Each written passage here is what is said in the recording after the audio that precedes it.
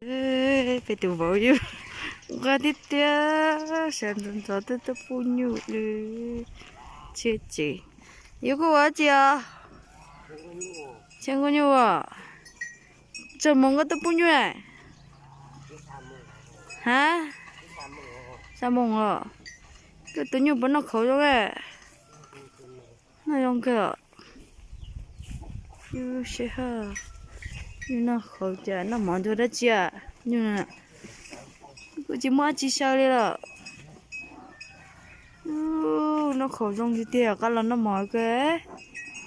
Chỉ mất chỉ sao là tôi sẽ nó mỏi đi. Tự nhiên là mà tôi sẽ nó mỏi tiếp theo rồi nè. Nó béo chả nó. Cá lâu nừng. Nó béo cá lâu nừng à.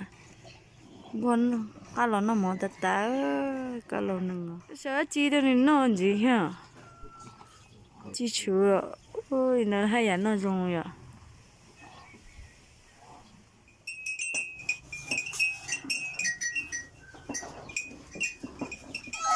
Xe từ đây lo đâu từ có vô nó xíu từ có vô nó trời ơi tụi nó là vô đó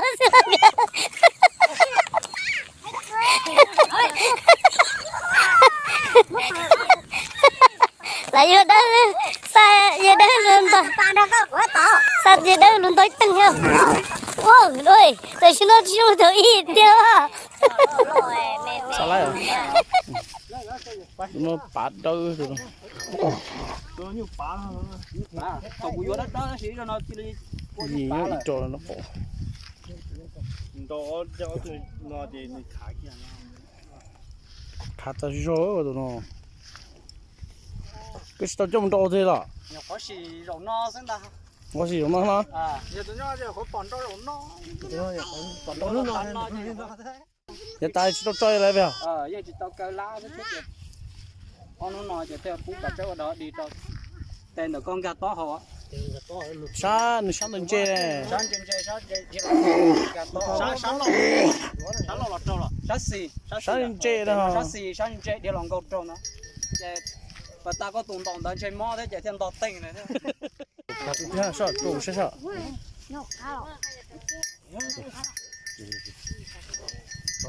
cho tụi tầm thôi tôi tập cái vậy cả cho tụi tập cái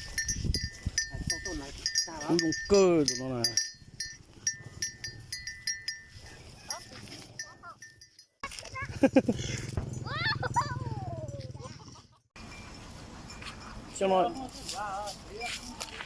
xong rồi vô bụi linh rồi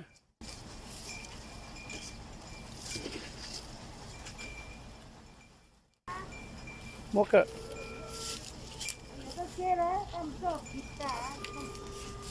Alo, alo.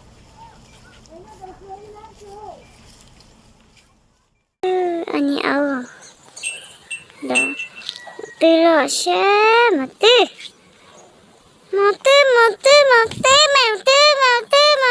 우 진짜 뭐 맞대 하들러 뜨야 또 다